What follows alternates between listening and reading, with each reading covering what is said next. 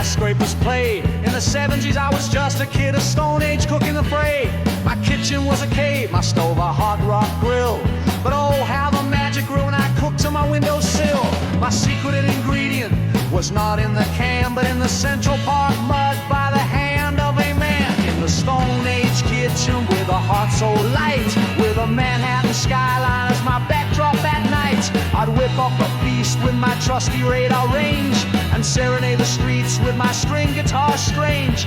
Buttermilk biscuits, oh so flaky and fair, cooked to perfection in the glow of a neon square, with spaghetti made from vines that grew on the street. I'd pull out those strings to the rhythm of my feet.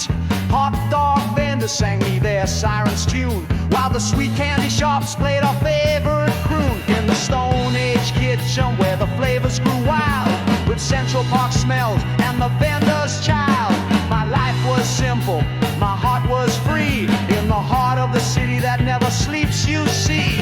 I dance on the sidewalks, my apron so bright, as the record shops played vinyl tunes into the night. My recipes were carved in the very stone of this great city, my culinary home.